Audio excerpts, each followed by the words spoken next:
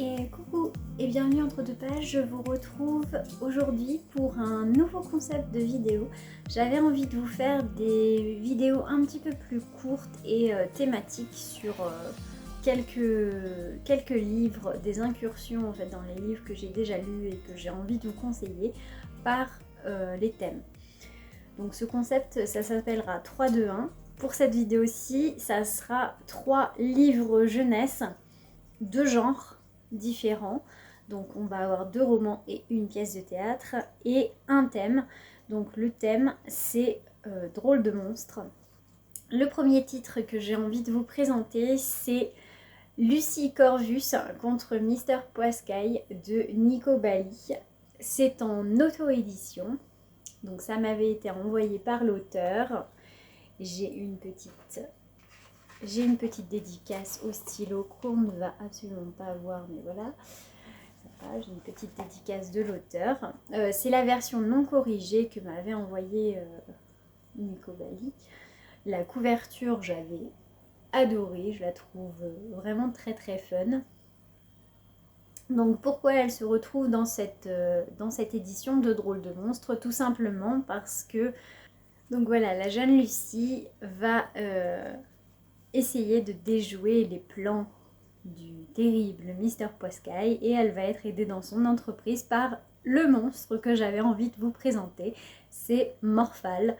Morphale, l'ogre glouton qui va l'accompagner, et en fait j'adore ce personnage parce qu'en fait il parle pas très bien et du coup à chaque fois qu'il parle c'est Orphale.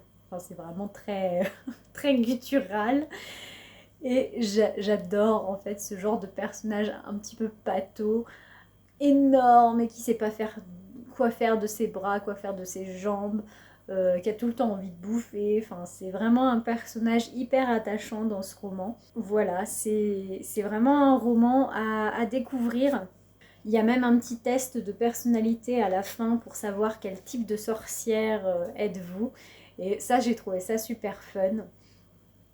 C'est vraiment très drôle. Il y a un côté vraiment enfantin avec le côté j'aime pas les haricots verts. Enfin, c'est vraiment très, voilà, très ancré dans l'enfance et j'ai trouvé ça vraiment très frais au niveau de l'écriture. Et le monstre à retenir, c'est Morphale, l'ogre glouton.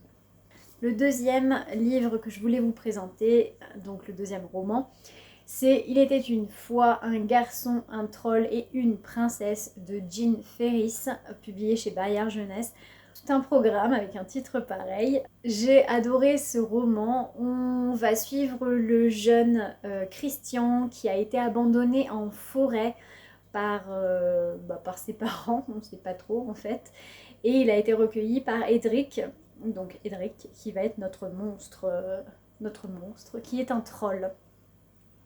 Donc Edric est un troll des forêts et va recueillir le jeune Christian, l'aimer comme son propre fils. Enfin, c'est vraiment très, très fusionnel la relation qu'ils vont nouer, jusqu'à ce que Christian, qui adore regarder à la longue vue le château voisin, découvre sur le balcon une jeune femme, enfin une jeune fille, qui a un livre à la main et il trouve ça bizarre pour une princesse qui lit. Généralement, elles sont plus avec un miroir et une brosse à cheveux. Là, voilà, ça l'intrigue et du coup, ils vont commencer à échanger des p-mails, donc des pigeons. Avant les emails, il y avait les p-mails. Donc, ils vont échanger des p-mails les uns l'un avec l'autre et se lier d'amitié comme ça. Et voilà, et on va découvrir la véritable identité de Christian à la fin de ce roman. Et voilà, il y a plein d'intrigues politiques au château, bien évidemment. Et j'adore le personnage d'Edric parce qu'il est complètement en décalage avec ce monde de cour. Et pourtant, il essaye, coûte que coûte, de protéger Christian, d'en faire un bon troll des forêts, alors que c'est pas un troll des forêts, c'est un humain, donc c'est compliqué. Voilà, le personnage d'Edric en tant que figure paternelle, j'ai vraiment, vraiment aimé. Et ce roman est une petite pépite. Bon, vous n'aurez pas forcément l'occasion peut-être de le trouver en neuf parce que je crois que c'est plus du tout édité cette affaire. Ça date de 2005, donc ça commence à faire, ça a 15 ans. Mais facilement trouvable, je pense, en occasion.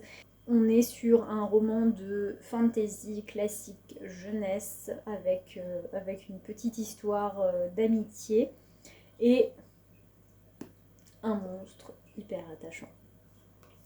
Et le troisième livre que je voulais vous présenter, c'est une pièce de théâtre. C'est Erwin et Grenouille de Bettina Wegenast à l'école des loisirs. Donc déjà, moi j'avais craqué sur la couverture parce que voilà. C'est une pièce où on va suivre Erwin qui vit tout seul dans une grotte, qui est un monstre très ronchon.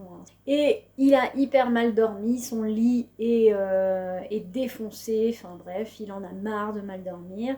Voilà, il va sortir de sa grotte et chercher à tout prix un nouveau lit pour pouvoir passer une bonne nuit parce qu'il en a marre. Et il va rencontrer Grenouille. Grenouille qui, lui, se prend pour un ancien prince transformé en grenouille. Et lui, il cherche une princesse pour justement l'embrasser et redevenir un prince. Donc, cette association improbable va se lier. Et Grenouille lui dit « Mais tu sais, je connais une princesse en haut d'une tour. Et vu qu'elle dort depuis 100 ans, je pense que son lit est vachement bon. Et en fait, je la réveillerai. Comme ça, moi j'aurai ma princesse et je redeviendrai un prince. Et toi, t'auras le lit. Vu qu'on va partir. Et tu pourras dormir. Voilà. Donc ça part comme ça. Je trouve ça absolument désopilant. C'est extrêmement drôle. Il y avait vraiment des passages, j'ai ri aux éclats dans cette pièce.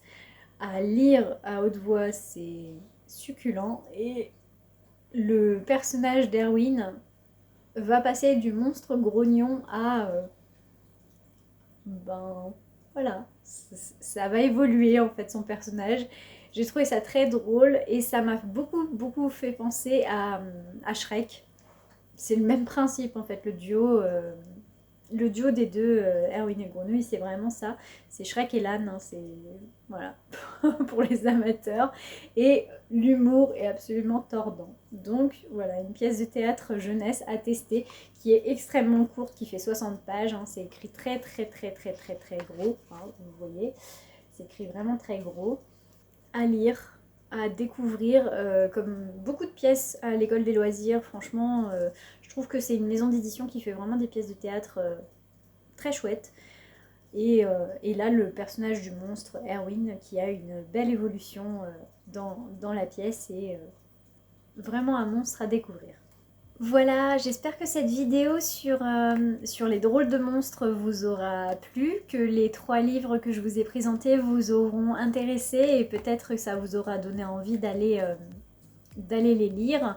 Peut-être aussi de découvrir d'autres monstres de la littérature jeunesse. N'hésitez pas à me donner des pistes en commentaire sur vous, les monstres que vous aimez croiser en littérature jeunesse ou en littérature tout simplement. Donc du coup, si vous avez des monstres chouchous comme ça, que vous aimez en littérature jeunesse, qui ont bercé votre enfance ou qui bercent encore vos moments de retour à l'enfance. Et puis on se retrouve tout bientôt pour la prochaine vidéo. Bonne journée, au revoir.